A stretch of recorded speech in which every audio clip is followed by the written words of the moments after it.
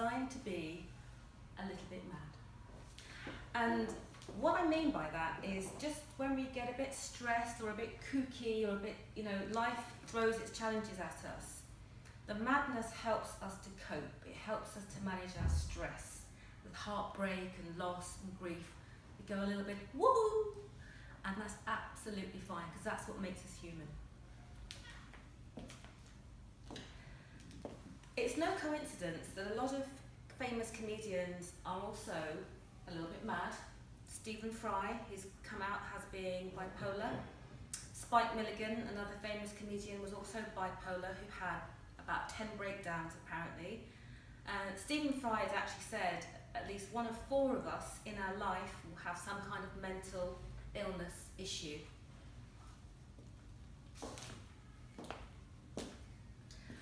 But there's a problem.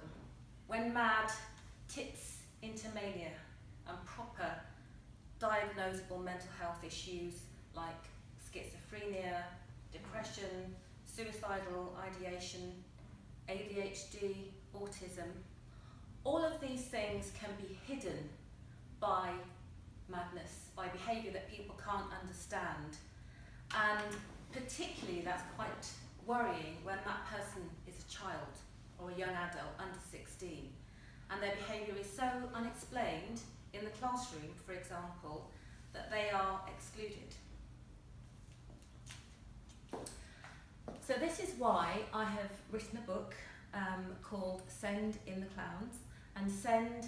is an acronym for Special Educational Needs and Disability, and clowns because people clown around and can be a bit mad in the classroom, but sometimes that madness is masking something else. It can be masking ADHD, which is what a lot of my book's about, and autism. It can be masking depression, anorexia in girls. It can be masking something a bit more deep. So I've written a book called S.E.N.D.intheClowns, designed to help parents and educators and health professionals talk about what's happening in the classroom and how to break down the barriers about mental illness or madness in the classroom.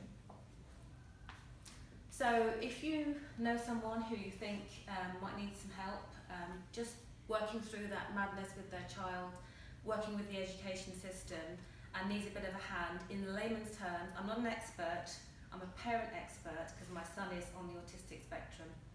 I've put it together, I've devoted the last 5 years writing this book. It's called S.E.N.D.intheClowns, and just remember that sometimes madness is a good thing.